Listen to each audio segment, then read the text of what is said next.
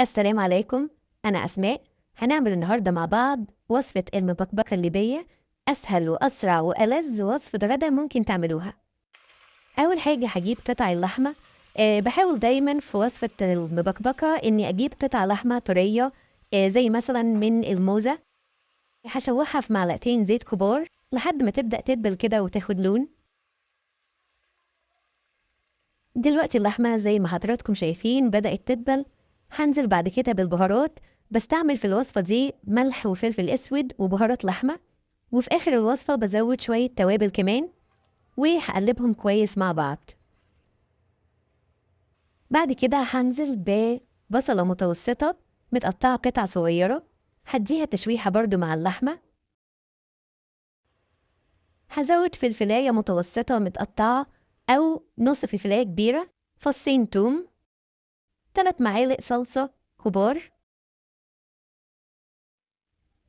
هبدأ أمزج المكونات دي مع بعضها، وبعد كده هحط عصير 4 طماطمات متوسطة.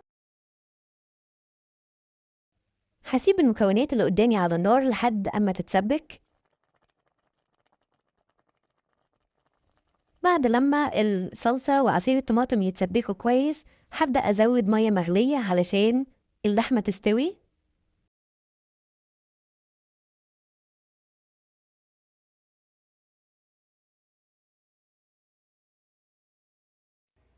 بعد كده هغطي على اللحمة واسيبها على نار هادية لحد لما تستوي. بعد سوى اللحمة بزود معلقة صغيرة كمون، نص معلقة صغيرة بهارات لحمة، ونص معلقة صغيرة فلفل أسود تاني. دلوقتي بقى هنزل بالمكرونة. أنا بحب المكرونة اللي هي الخواتم، بتبقى خفيفة ولذيذة جدا في الوصفة دي. هخلي المكرونة تاخد غلوة على نار عالية، وبعد كده هوطي النار وأغطي الحلة لحد لما المكرونة تستوي. أنا عادة بحب المكرونة تبقى صلصتها كتير، بالذات في وصفة المبكبكة.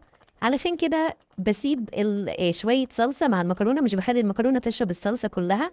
ويستحسن كمان نغرف المكرونة على طول، لأن لو سبناها شوية حتى واحنا قافلين النار هتلاقي المكرونة شربت الصلصة بتاعتها.